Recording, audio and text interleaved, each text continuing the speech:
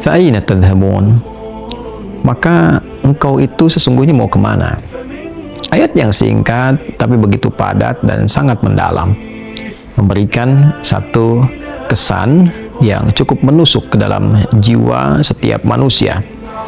Pertanyaan yang datang langsung dari pencipta kita, sesungguhnya engkau mau kemana? Allah sudah menjelaskan mengapa kita diciptakan.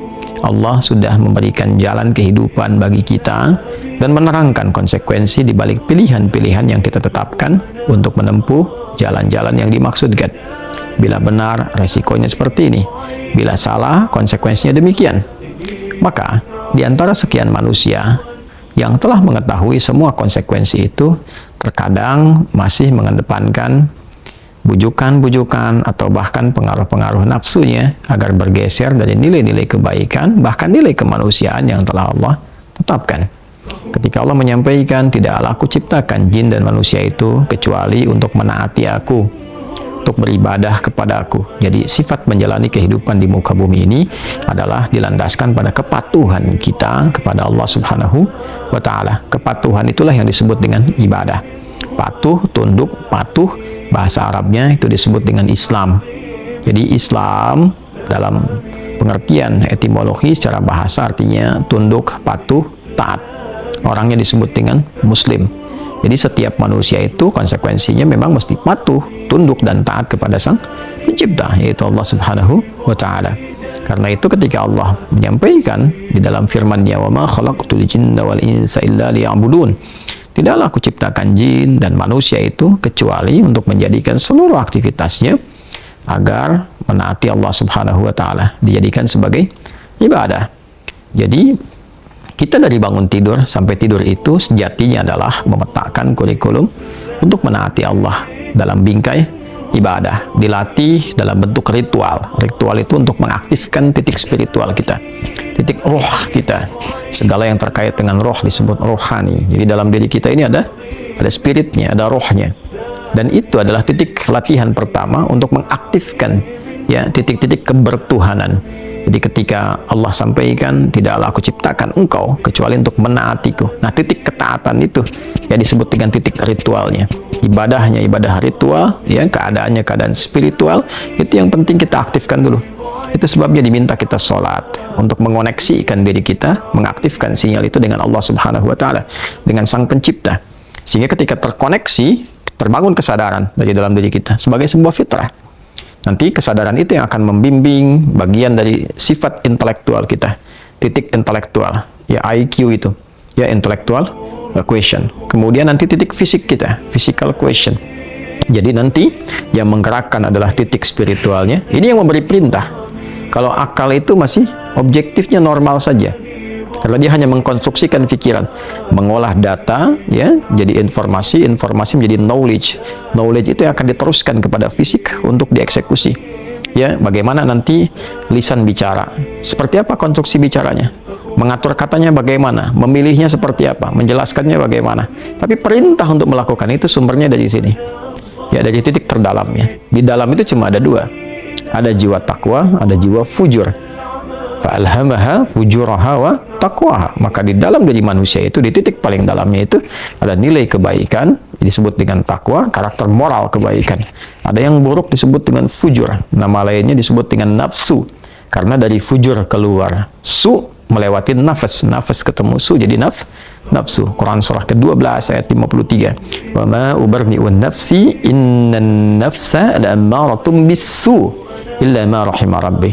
Maka semua tindakan kita, menatap, mendengar, berbicara, bertutur, sampai dengan berjalan, ujung kepala sampai ujung kaki, yang kita jadikan sebagai bagian dari perangkat beraktivitas itu, semua tatanannya, perintahnya kalau tidak dari takwa adalah dari fujur. Kalau bukan dari sifat baik, sifat buruk yang bersumber dari nafsunya.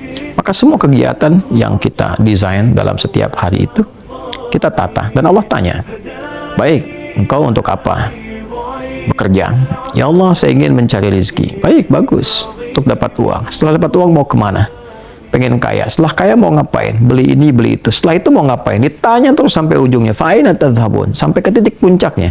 Kalau kamu sudah meraih apa yang kamu inginkan itu, harta sudah banyak terkumpul, sudah mewah, rumah sudah megah, mobil melimpah, hidup juga kaya begitu rupa, terus mau ngapain?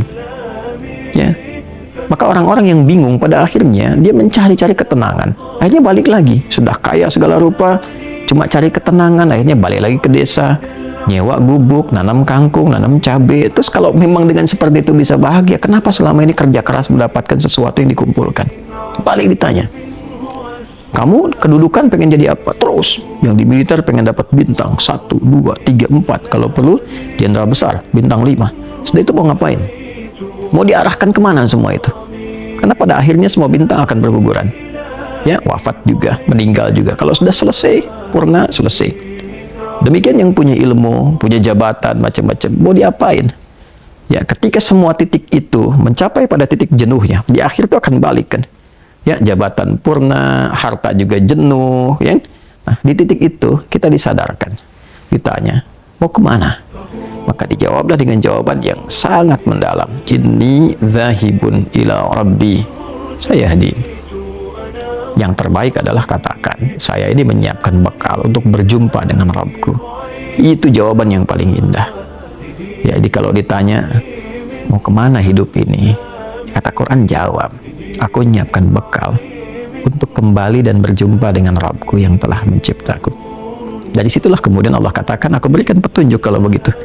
Yahdin, ya, aku berikan petunjuk, kata Allah. Jadi orang-orang yang menyiapkan semua aktivitasnya dan dia lakukan untuk Allah, berjumpa dengan Allah, maka Allah akan berikan petunjuk dalam setiap aktivitas kehidupannya.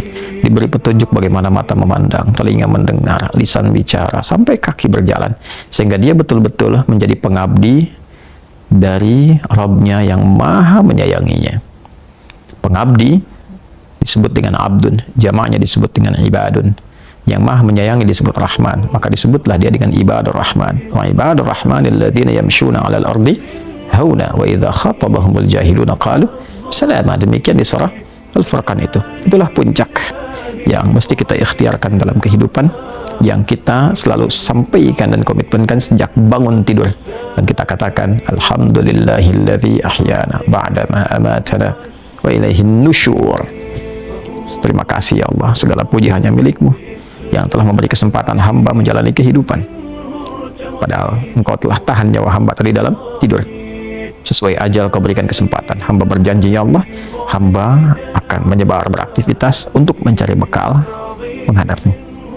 Saudara-saudariku, sedalam, sejauh, sebanyak kegiatan, aktivitas, jabatan yang telah kita kumpulkan, harta benda, pengetahuan, sampai detik ini, apakah betul-betul sudah kita siapkan sebagai bekal untuk bertemu dengan Allah?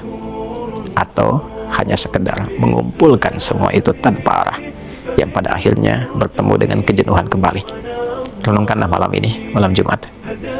Jumat saat manusia pertama diciptakan, diturunkan di surga, mengawali misi di dunia, diwafatkan, dan di titik itu kita akan berpisah dengan dunia. Saat azan berkumandang, nampak jelas seluruhnya. Semoga Allah muliakan kita. Selamat merenung. Allahu Akbar. Allahu Akbar. Subhanakallahumma bihamdika asyhadu an la ilaha illa anta nastaghfiruka wa natubu ilaik. Alhamdulillahirabbil alamin. Assalamualaikum warahmatullahi wabarakatuh.